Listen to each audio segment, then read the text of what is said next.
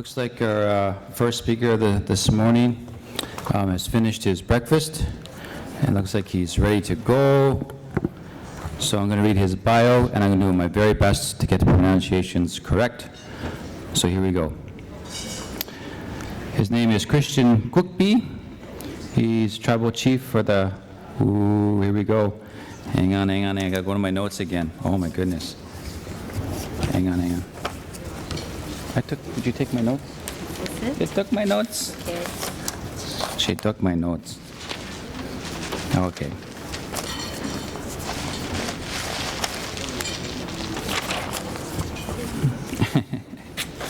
I wonder if I left it over there. Can you check the other table? Okay. I'll just read from the bio here. Okay, so keynote speaker is Wayne Morgan from Christian Kukpi, and the topic is we are ones we have been waiting for. We are the ones we've been waiting for. And he's from the Splatsin de Secwepemc. Okay, I did my best. To the 60 scoop. Okay, so we'll do that. Here's his little bio, and I'm going to read that and learn some really interesting facts about him this morning, which is really amazing. He's a known and tireless passionate advocate for recognition of the Aboriginal title rights and political grassroots level for the Indigenous nations and communities. He believes that the children are the future, and the future is right now. Whatever it takes, the time is now. Wayne Christian is I'm gonna get that wrong again. Okay, I have to go right back. Splatsin to Secwepemc ancestry. He's a proud father of 7 children. He has 30 grandchildren and 1 great-grandchild. Incredible. He was re-elected for his 7th consecutive 2-year terms. Now it's a 4-year term as chief on January 5th, 2016. Christian has worked for over 40 years in establishing healing and health systems for Indigenous nations of BC. He is currently one of tribal chiefs of the nation, representing 9 of the 17 communities with responsibilities for children, Aboriginal title, and rights. One of Christian's greatest strengths is the commitment that his family is rooted in values and principles and traditions of the Indigenous nations. His leadership philosophy is based on exclusiveness, historical perspective, a strong belief in our sovereign land title and rights that are governed by our laws, our values, cultural traditions, and our connection with all creation. He believes strongly in the solutions to the issues in the communities that are rooted in minds, hearts, and spirits of the people who will deal with government-legislated genocide. Please give a warm welcome for Christian Kukpi.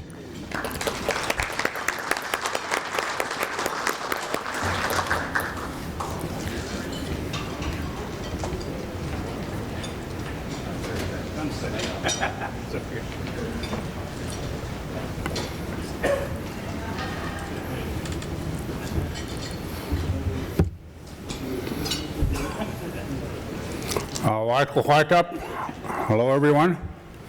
My Indian name is Big Voice That Speaks the Truth. And Jawa Kukpi Splatsin de Secwepemc. I'm the chief of the people of Splatsin of the Secwepemc Nation. I first want to acknowledge the ancestors of the land we're on here today and the present-day descendants, because we're taught that wherever we go in the 4 directions that we honor the people that have been there before us, your ancestors. So I want to acknowledge them here this morning. I want to say thank you to the organizers for inviting me here. I think that what you're doing is real critical work. What I'm going to do this morning is present a PowerPoint to you about the history of our community and our response to the 60 scoop. That culminates 40 years later. We're talking 40 years of development in terms of our own law and jurisdiction. And at the end of that, my presentation, we have a video. We've been, as a nation, we've been doing welcoming home ceremonies for our children that are in care. You should witness the work that we're doing on behalf of our children. So we wanted to present that to you at the end of this presentation. The story that I'm about to tell you is a story of my life and my family's life and my community. And it's a story that is not unfamiliar to a lot of you, because you've walked the same path that I've walked, that my mom walked, my brothers and sisters, and our communities walked through the what I call the legislative genocide of Canada and the provinces. They used their laws to kill us. And I'll talk about that and what I mean by that, because it's in my bio. I talk about legislative genocide. People say it's cultural genocide. It's not. It's legislative genocide. They use their laws to kill us, to kill the Indian and the child. So I think you need to know that that's, when we talk about Canada and British Columbia, that's the perspective I bring to you this morning. So what you see in front of you right here, this is the Secwepemc Nation. 180,000 square kilometers of territory. We're larger than 160 countries in the world. We have 32 campfires, our original communities. We today have 17 Indian act bands. We have a population of approximately 15,000 to 20,000 people, and we're one of those communities of the nation. I'm not tall enough to look over top here. Oh. In 1910, our chiefs presented to the Prime Minister of the day is called a Memorial to Sir Wilfrid Laurier. It's quite a powerful document, because what it is, it's a culmination of our interaction with Canada up to that point, and what we saw as a nation-to-nation relationship with Canada. It really talks a lot about coexistence. Because in our oral history, we know about the Royal Proclamation of 1763. We also know about the Treaty of Niagara in 1764.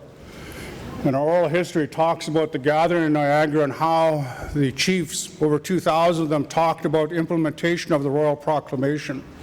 And what that was really taking and putting in place a process where we would walk side by side and coexist with the newcomers to our land. In eastern Canada, it's known as the two-row wampum belt. We know it as coexistence, and that's what it was said in 1910 to the Prime Minister of the day. And it's really important, the first phrase they talk about, they say they have authority over us. They've broken down our old laws and customs. No matter how good we regulated ourselves, they laugh at our chiefs and brush them aside. It's really important because we had laws and processes in place before the white people invaded us and took control of our lives and made us wards of the state. And they say, the other quote they talk about, which is really important, it still exists today, is that minor affairs amongst ourselves which don't affect them in the least, we can easily settle ourselves, they drag into their courts. They enforce their own laws, one way for the rich white man, one way for the poor white man, and one way for the Indian. Think about people like Colton Boucher. Think about people like that. Their laws are different for us. They're different for the poor whites that are on the streets, and they're different for the rich people, and we saw evidence of that through the last election. How much money they pour, the white people pour into government, and you get the sway of government. So this is still applicable today, 2019. So it's important to understand these concepts, because this is the way we see the world as a Secwepemc people.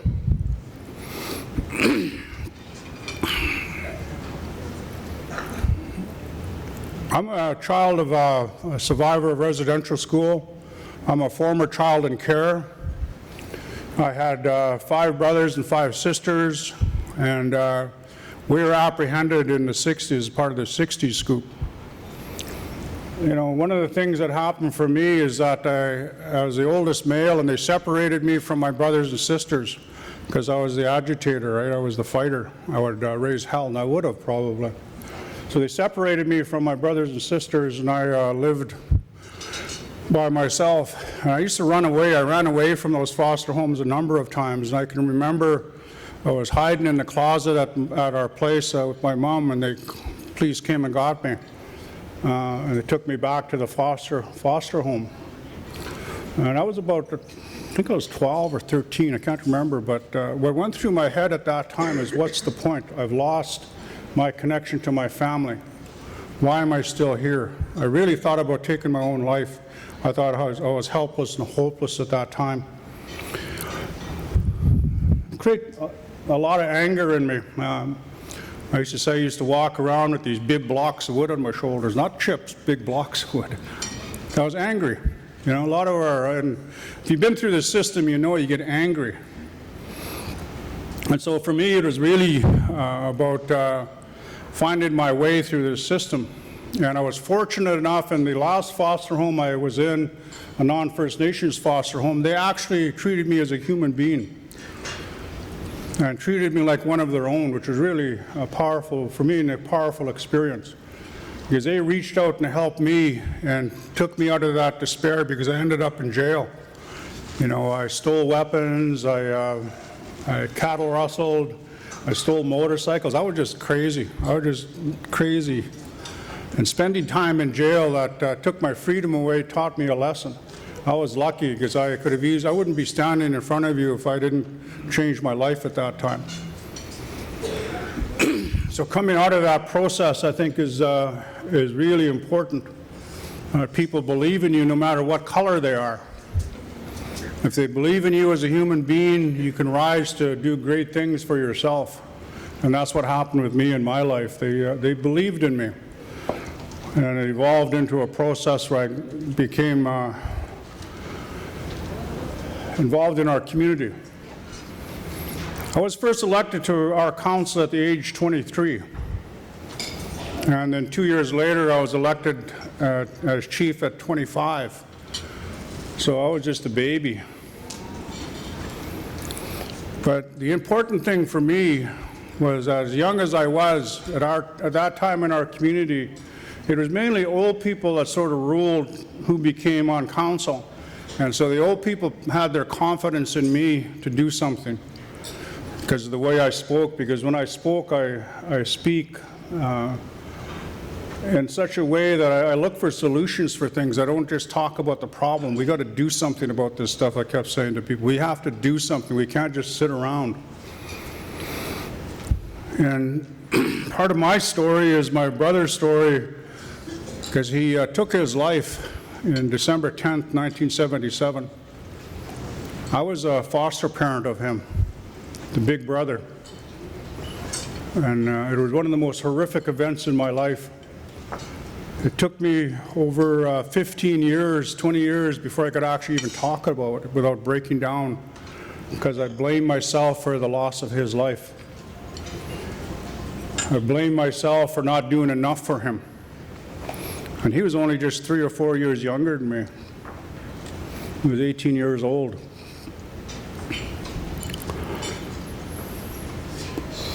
And the year after he passed, my mom passed. She passed of cervical cancer. And I used to go with my mom to her doctor's appointments. And it's a real racist system back then, you know. You think it's racist today, you should have saw it back then. They treated her as subhuman, as second class. They didn't provide any services to her. They kept telling her, there's nothing wrong with you, you're a hypochondriac, you're just making things up. And then when they finally said that, yeah, you have cervical cancer, it was too late. 5 years into seeing the doctor, and then she passed. And I remember the day she passed, I was sitting in a meeting at council, and I think, so a lot of what I do today, and what I'm telling you today, is I dedicate to my brother and my mother, to give them a voice for their lives that were lost too early. So it's important because, like I said, my story is not any different than a lot of your stories. You have the same kind of things that happen in your life, in your families, in your nation, in your communities. So it's important you know that. When I got elected in 1979, we had a mother that came to our council. She had 4 boys that were going to be apprehended. That's the term they use, apprehension, right? And she came to the council. We had a discussion at council, myself and 3 council members. Our population at the time was about 350. So when we talked about it, we then uncovered that each one of us had been involved in the 60s scoop. In our community of 350, we had over 100 children removed. Almost every family in our community were taken from their homes.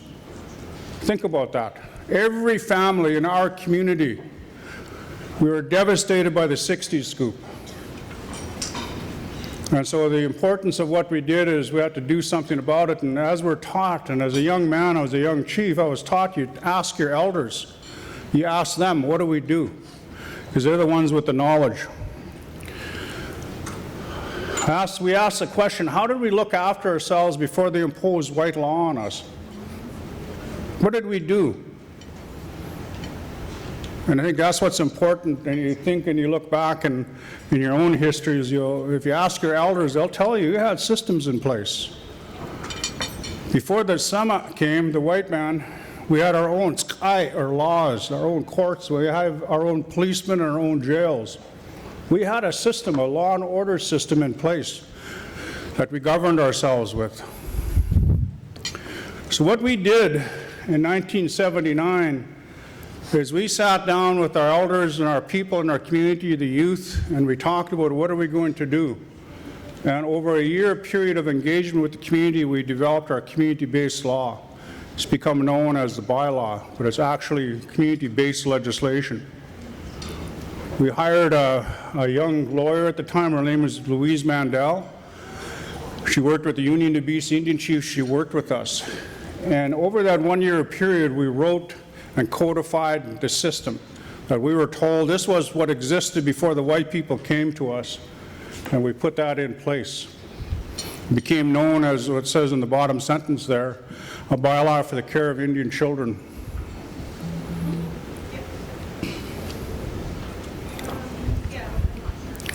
Indian Child Caravan, October 13th, 1980.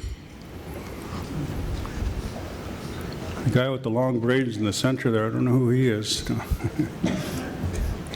That's my son. He's 40 years old, sitting in the chair. He's 40 years old today. That's the legacy of this stuff. 40 years in the making to where we're at today. And the Indian Child Caravan was done purposely because the federal and specifically the provincial government would not recognize our jurisdiction. You know, there's that old saying went back and forth. What we uncovered is there's a federal-provincial agreement was put in place in the 1960s. Prior to the 1960s, there was no formal agreement between the feds and the province, and the percentage of Indian children in care was about 1% to 3%. As soon as they made that written agreement to pay, it jumped up to 30%. Indian children have always been an economic issue in Canada. The provinces live off the backs of our children, and they still do today.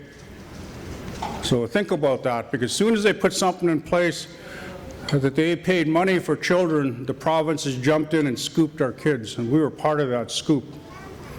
We became part of the casualties, part of the stats, but we're not stats, we're people, we're human beings. So the Indian Child Caravan was really important because we had to assert our jurisdiction. You got to remember, this is 1979-80. There was no Constitution Act, Section 35 rights. That came later. We fought for that as well. All we had was the Indian Act in Section 9124.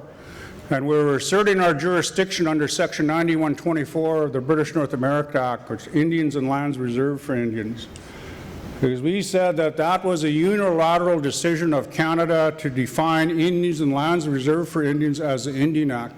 They never spoke to us as per the Royal Proclamation, as per the Treaty of Niagara, to say this is our relationship nation to nation. So we asserted our jurisdiction under 9124. And part of that process was a bylaw process. The Liberal government at the time, John Munro was the minister. They have a 40-day window of which to either allow or disallow the legislation to come into place. Interestingly enough, he did nothing, which is a good thing. When they do nothing, it's usually a bad thing, right? But it was a good thing, because when he did nothing, it automatically lapsed into federal regulation. So sometimes when the governments don't do anything, it's a good thing. So they did nothing, and it lapsed into law, and so it became really important. So then we pushed the province, and that's what the Indian Child Caravan was about.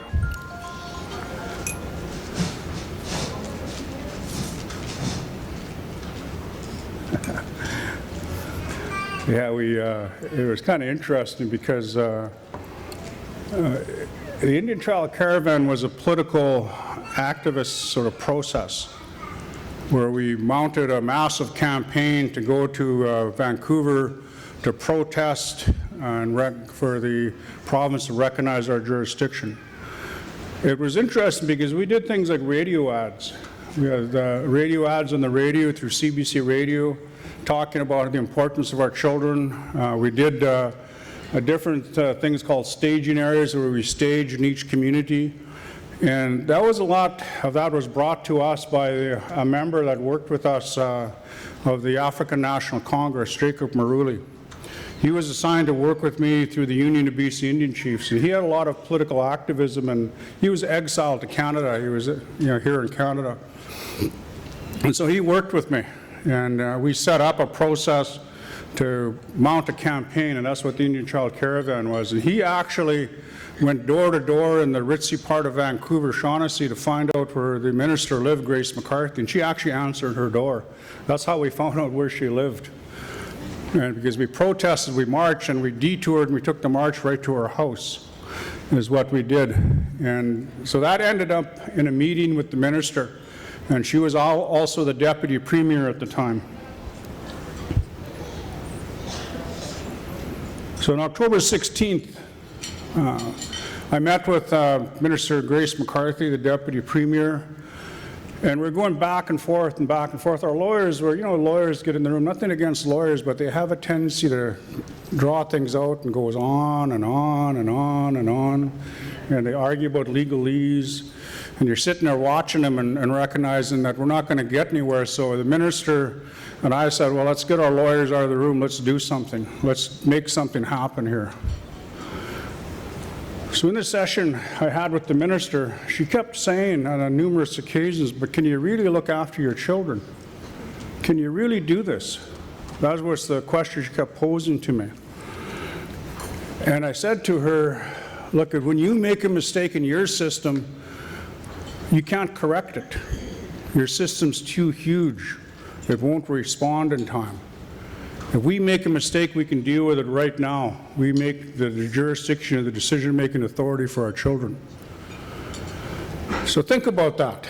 Jurisdiction is the ability to make a decision for your children, your families, right now, not waiting for government. It's a decision that you make for your children.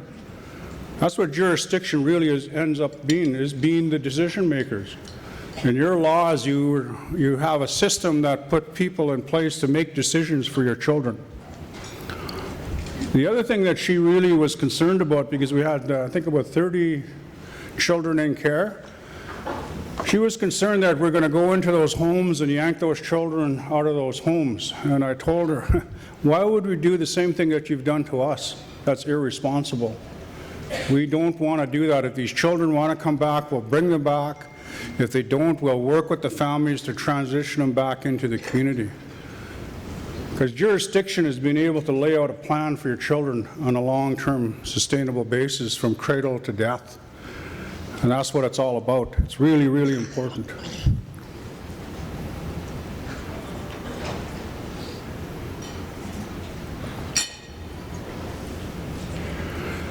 So these are the 5 key messages we sent to the province, to the minister. And these messages today are still applicable in 2019, unfortunately, right across the country, even in British Columbia.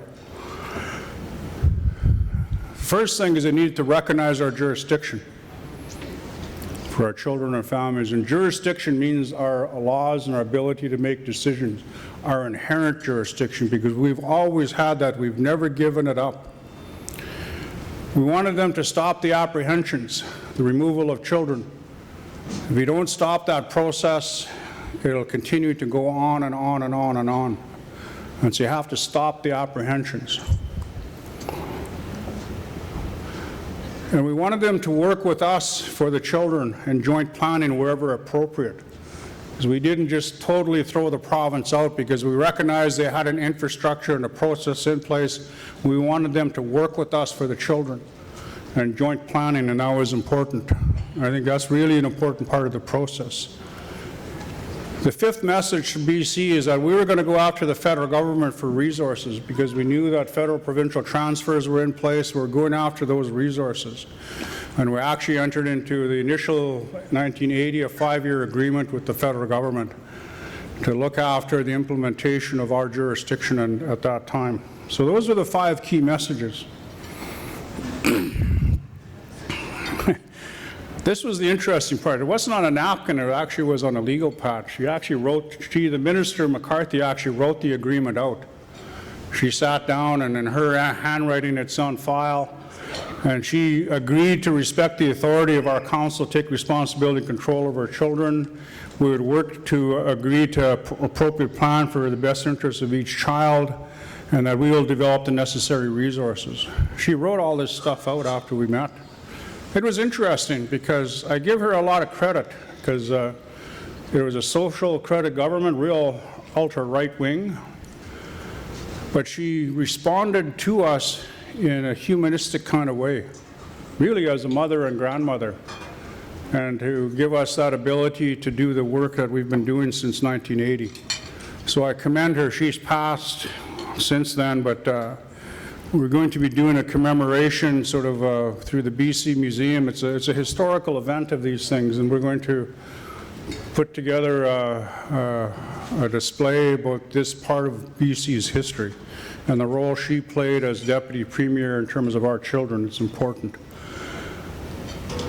So my message to you is, you have any advocates and friends in the provincial government, bring them in and work with them.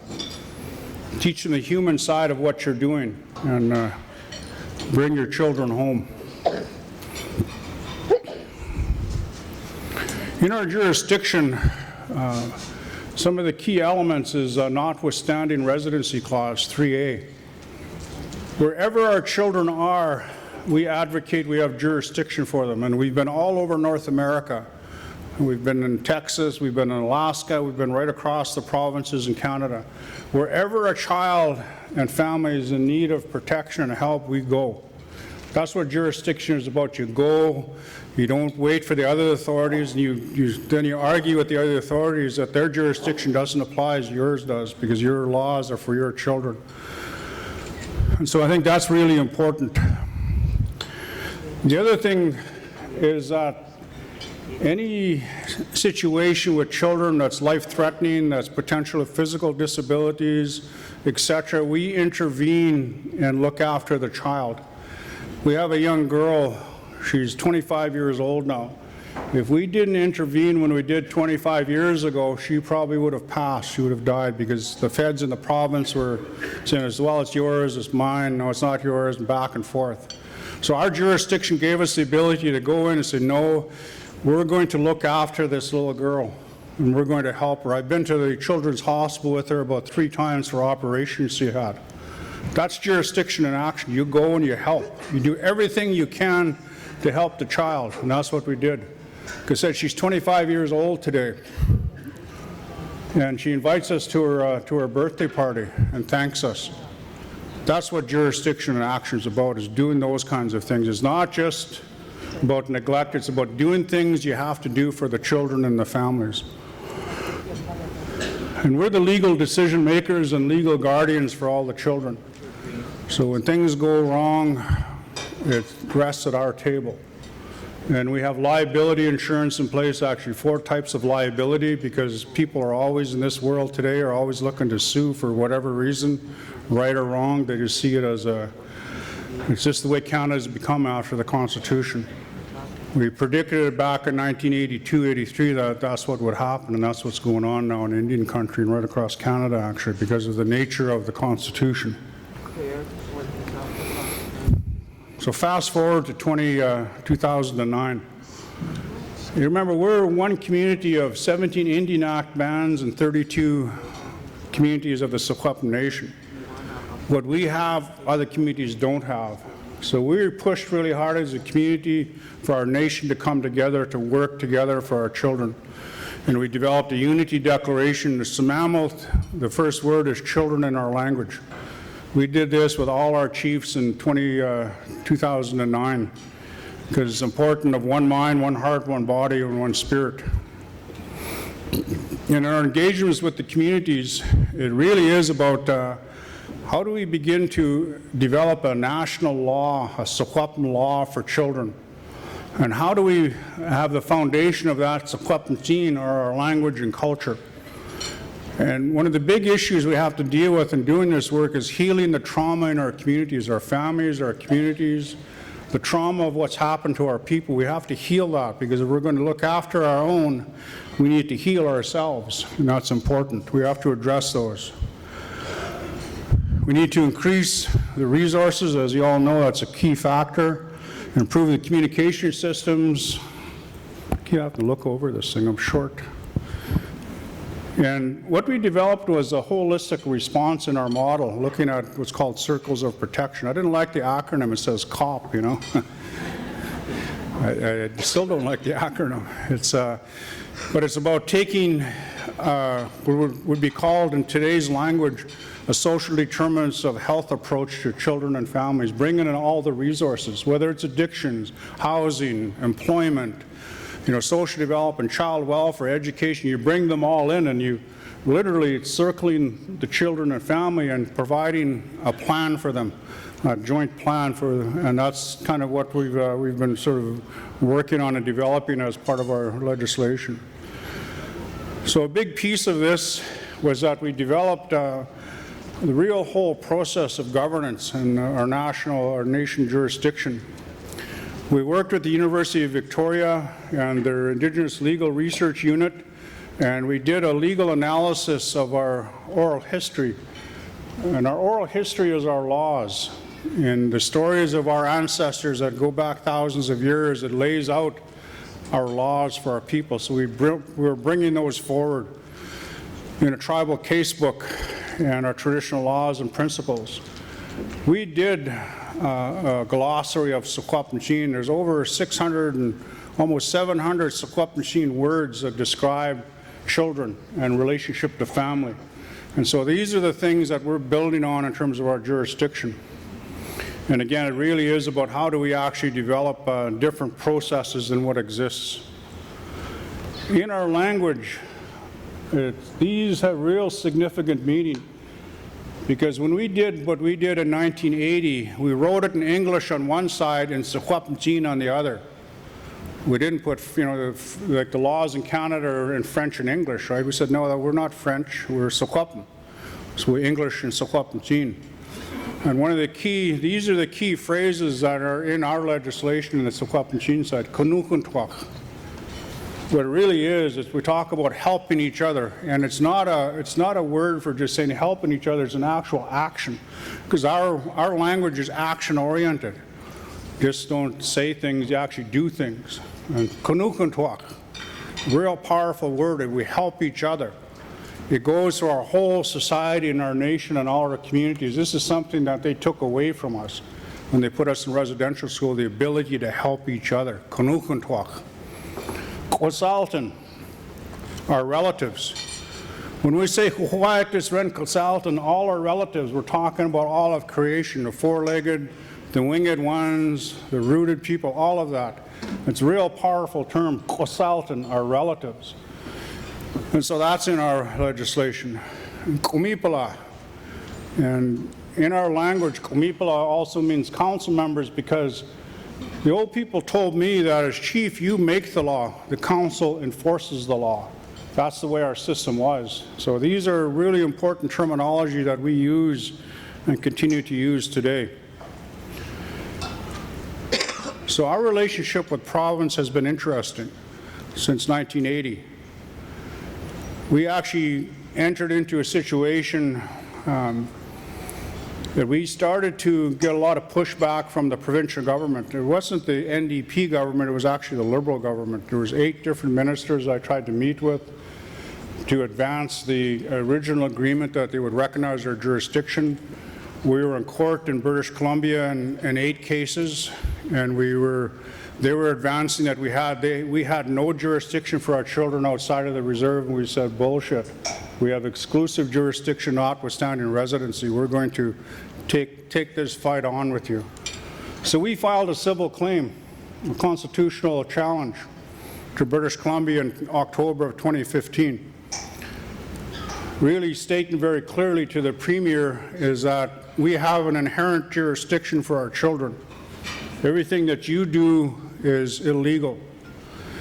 And so that really brought about the declaration in terms of affirming our jurisdiction for our children. But what it did is that litigation, or that civil constitutional challenge, and we put it in abeyance because I met with the Deputy Minister of the Attorney General and the Deputy Minister for MCFD. And we talked about where we're at. And they agreed to put we agreed to put the litigation in abeyance, and that means set aside. But I said the only way I'll do that is if you enter into an MOU with us, a tripartite MOU for our community and for the nation, with British Columbia and Canada, to talk about how we're going to develop jurisdiction. You got to remember, this is long before Bill C-92. We put that in place, and we actually then developed a tripartite MOU with the 2 federal ministers. It was the ISK and CERNA, or Indigenous Relations and Service, and then the MCFD minister.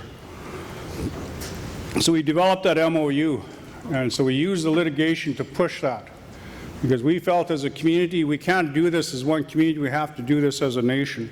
And so that's what we did in terms of process. So we actually signed off on this on July 23rd, 2018, and we've got the 2 ministers here, Bennett and Conroy, a province, and one of the federal ministers. We signed later with we did a ceremony with Minister Philippot. We brought her into ceremony with the province, and we bound our relationship in a sacred way, because I really believe that ceremony, you always need to lead with ceremony. Open with ceremony, close with ceremony, but lead with ceremony.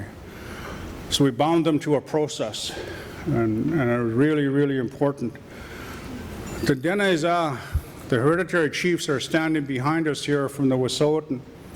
We have a peace and cooperation treaty with the Gitxsan Wet'suwet'en after the Delgamuukw decision, and we enacted it and brought it forward, and they witness what we do and we witness what they do, and it's really important.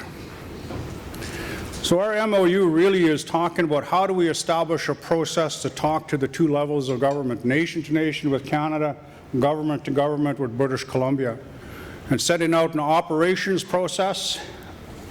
And what that means is we have to deal with the day-to-day issues as we move towards jurisdiction.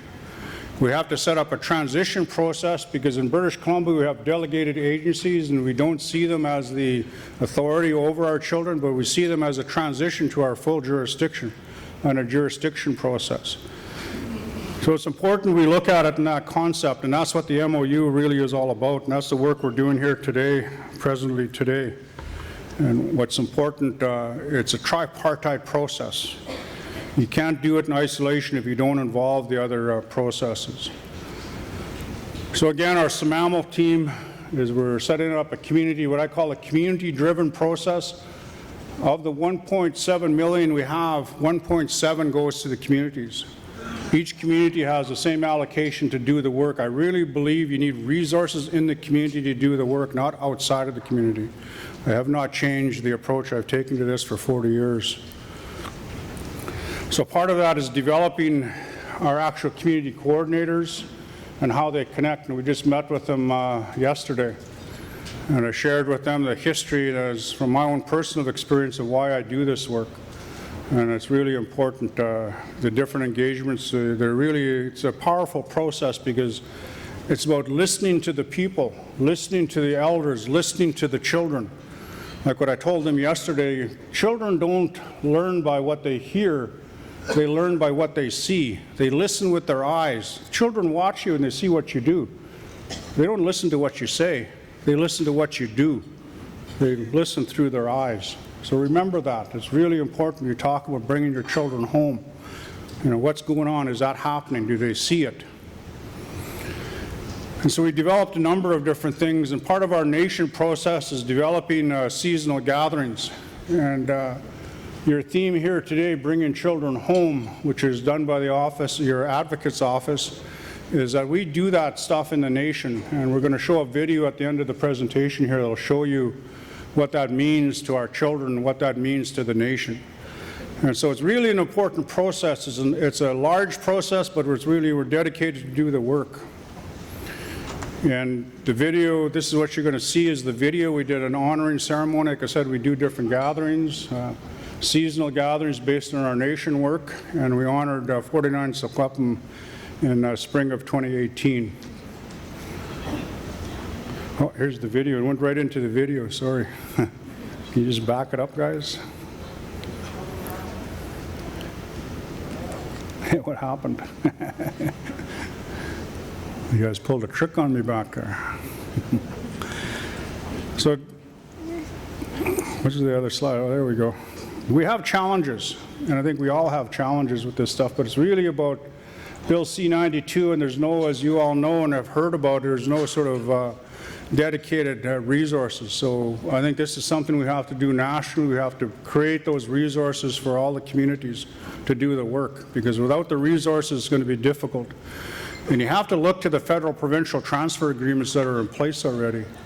And I've noticed your chiefs have been working on that. They're talking about here in Manitoba a provincial type law for your children. And you want to take those federal provincial transfer agreements and put them into your communities. And that's the right strategy. But you got to force them to do that. They're not going to give it up. They don't give up money easy, white people. That's my experience. So it is. But how do we actually, in our situation, we've got a whole bunch of different entities that work for children, so we're bringing them all together. It's a challenge. And I think that's what's important. So I'll leave it at that. I think if we could get the video up, but this video gives you a really good sort of picture as to where we're at right now with our children that are in care and what we're doing. So if you guys can bring up the video and play it with sound.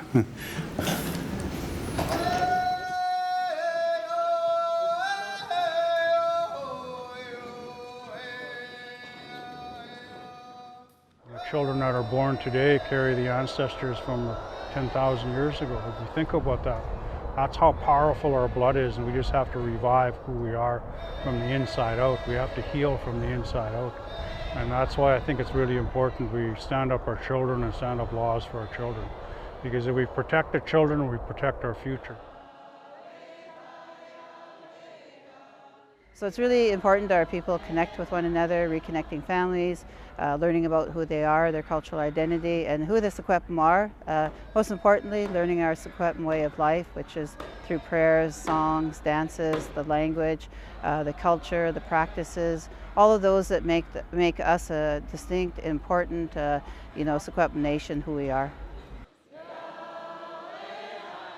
For me, it's important to let these people know where they come from, that they do have a community, because without that, you don't really have a sense of belonging. And once you realize that, yeah, I have a community and I belong, you take a certain sense of pride in knowing that you have roots, you know where you come from. Many of the children are in care, and it's about reconnecting them, letting them know who their families are, their communities are, and making sure that they have access to, membership, leadership, and that they know and learn where they're from. Because the biggest thing is, being tied to your community, it's the land, and it's about the values and who you are. It's the identity. The 60s scoop really was a removal of identity. It's a continuation of the residential school.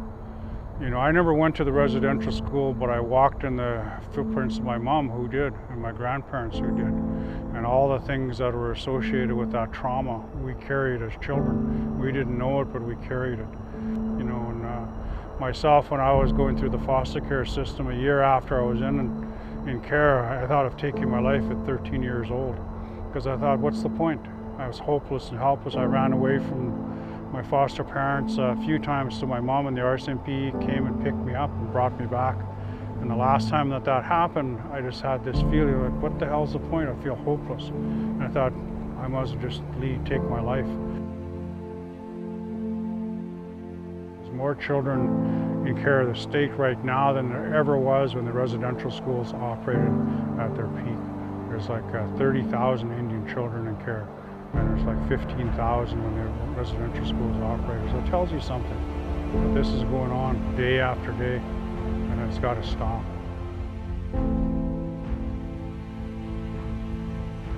We've had enough of our children being taken away, and it was continually going on, and we understood that if we came together as one, we'd have one voice and be able to take that voice to Ottawa and let them know that we don't want to have that anymore. We want to have our own jurisdiction over our own children.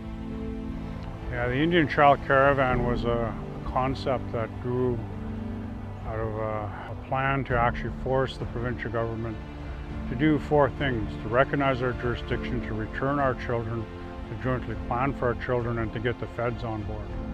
The impetus really was that we had to make a political issue out of something that just should be done. And it was a demonstration of how we came together with the same familiar voice, and it was about the children, about keeping the children at home and not taking them away. So it was very powerful. And now you fast forward, now we're almost 40 years later, and we're in a situation where we're the only community in Canada of the 600 and some communities that have our community-based legislation. And so since 1980, we can tell you where every child is.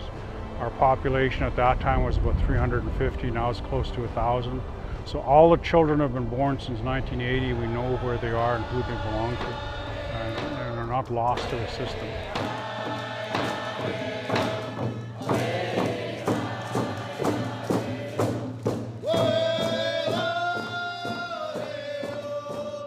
So the blanketing ceremony, it's about wrapping them. It's wrapping them with their community's love, their nature, their protection, and their nurturing.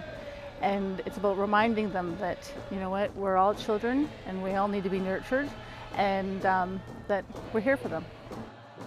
The major part was having a blanketing ceremony for our youth and welcoming them back to the community, because a lot of them don't realize where they come from just because they live in the urban settings. They're not from our reserve, so it was really important to reach out and touch base with them, to let them know that they have roots, they have a community that supports them. When we did the blanketing ceremony, we told them that this blanket represents safety, security. You always know you have a community of 700 people behind you to help you and support you in whichever way we can to make you successful. I just can't stress enough how important it is to be connected with your community. Without them, you're just one person. But as an entire community, you're much, much more. Our job is to teach the next generation of young people that the nation and Secwepemc is bigger than just one person. It's bigger than one family. It's bigger than one community. It's all 32 communities collectively together, all 15,000 Secwepemc. That's what make up the nation. And that one child is connected to all 15,000 in some way of their relatives in the nation, and that's what's important. Yes, they have a place where they resided, but they connect, and that's what it's all about, connection. It's really, really important. The songs that you hear at a gathering, the more you learn about the songs, it's kind of like, it's just like feeling like as if you're being connected. It feels like the roots of your tree are now sinking deeper into the ground. Being and knowing who you are and being able to state who your grandparents and your great-grandparents all the way back is really important for us, so that we know, and then people, when you introduce yourself, they can connect you and say, that's my consultant, this is who you are, this is where you're from.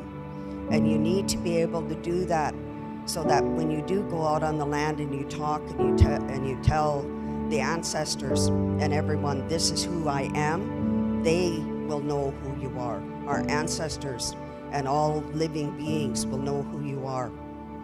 We can bring the children back to the community so they can learn who they are once again. They need to know who they are. They need to find their culture, their language, and their spirituality. And to do that, you have to come back to the community.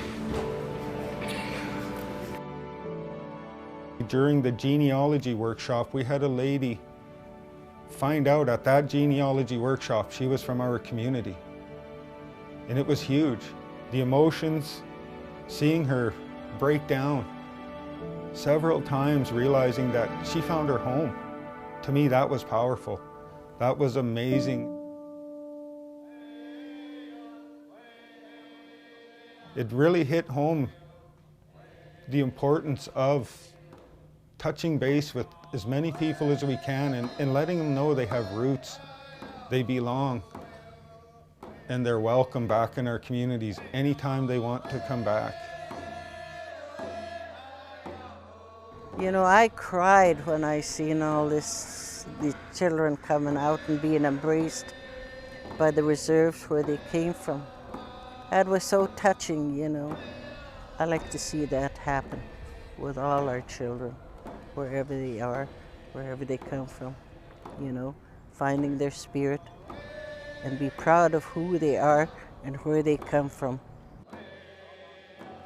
And so it's really, really important as we move forward in this new standing up Secwepemc law and recognizing the children and raising them up and blanketing them and recognizing who they belong to, that it's really healing for them, because they think we've given up on them. And we haven't. Even if they're adult children, we haven't given up on who they are. You're important. Everything that you do from your life from now on, understand that you have this whole nation that's behind you, and that in your blood runs the blood of your ancestors that were warriors, that protected this land, that knew how to live off this land. That's something you're going to learn in your lifetime. So in your blood rests the blood of our ancestors, so that you as young people, you'll grow up to be, you know, people that'll help the nation, whether you become a chief or whether you become a lawyer or a doctor, and truly an Indian doctor and learning our medicines, those kinds of things. That's what's important. Everything that you do from now on, understand you belong to the Secwepemc nation, and your citizenship and your roots run deep in the ground of the Secwepemc, and that you belong, and understand you will never ever be alone. And there's lots of things we do around ceremony and songs that can reconnect you with what your path is on life and your life path. And so we welcome you back into the nation, and we look forward to you taking us to places we've never thought we'd go as a nation.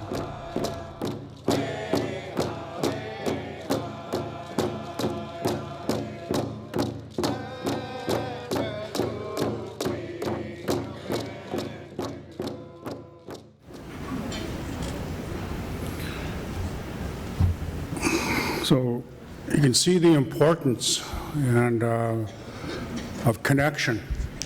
No matter where your children are, they need to be connected. You know, I know that children from this province are all over the world, and they're finding their way back. Because when we were doing the work in 1979-80, we had a lot of our children were going AWOL from the group homes and foster homes and returning to our community. Once they started learning that we had our own sort of process in place. So wherever your children are in the world, just know that, and if you do it in our way, what we do is ceremony. We open a doorway up from the four directions, the eastern gate, the northern gate, the southern gate, and the western gate. Through ceremony, we open that up and we welcome the children, the spirit of the children, back to their roots, to their home, to their homeland. Because when you do that, it opens up the path for them. You have to understand it. If you don't, you have to kind of understand the spiritual side of who we are. It's something we have not lost. People say, well, we don't have those things. We do. All you need to do is ask your ancestors for them, and they'll bring them to you. And that's what's important. We have not lost anything. I keep saying colonization is a myth. They perpetuate it to keep you under control of you. If you think about colonization as 150 years of genocide, and that's what they've done through their laws. All they've done is disrupt our way of life. They have not killed us off. We are still here. Our blood is still here. The ancestors of your people are still here in your blood. Ignite that flame, light them up, and bring them back. Bring your children back. So I know there's lots of work to be done in this area, but just understand that the children are watching. They're waiting. They're waiting for you as the adults to open up those gateways for them, to bring them home. And so our experience is our experience, it's our jurisdiction and our laws, but you have the same thing. In your communities and your nations, you have laws. You have processes. You just got to stand them up. Because remember that colonization just disrupted that. We've got 10,000 years on the land. They've only been here 200 years. So remember, invest in that 10,000 years, because that's why we survived for so long. That's why our ancestral chiefs did treaties, nation to nation. That's why they didn't cede and surrender anything. We have our systems. Let's bring them back to life. And that, to me, is what Bill C-92 is all about. It doesn't do anything other than to get out of the way. It just says we recognize our inherent jurisdiction. And inherent jurisdiction means it's whatever you have in your communities have always been there. That's what's inherent to you. So bring it back to life. And I just hope and pray that as we do this work, that you do open up those gateways for your children and bring them home. And do it in a spiritual way first, because you need to open up those doorways. I was involved in a ceremony with the Stoney Nakoda. Their elders did a ceremony. There's little children there, about, they're really little, and they called the ceremony calling their spirits back, and it was a powerful ceremony because those children felt it, and you could see it. I could actually see the spirits in daylight. It was crazy. But you got to understand this stuff. It's there. You got to call their spirits back to make them whole again and help them. And you'll see a big change in your future and the future of your children by just doing that. So again, I welcome the opportunity to speak with you today. I won't be able. I'm just here just today, and I'm heading out because I'm also doing this work in British Columbia. I'm going to the Stalo Nation, which is in the Fraser Valley. We're talking with their matriarchs there about, again, jurisdiction and what they can do. So I thank you for the opportunity to speak with you. I think there's Q&A, correct? So I invite your MC back, and she'll take over.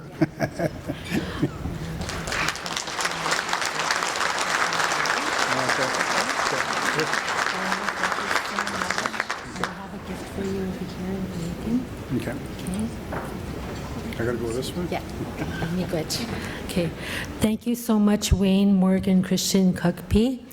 I know that people are waiting to go to breakout rooms, but before we go there, I just want to acknowledge Wayne for his wonderful words, and he summarized it perfectly. With every child, they belong to a family, a community, and a nation, and their nation backs every child. Right? Yeah, they just don't stand alone. They belong to a nation. So thank you so much, Wayne, for your presentation.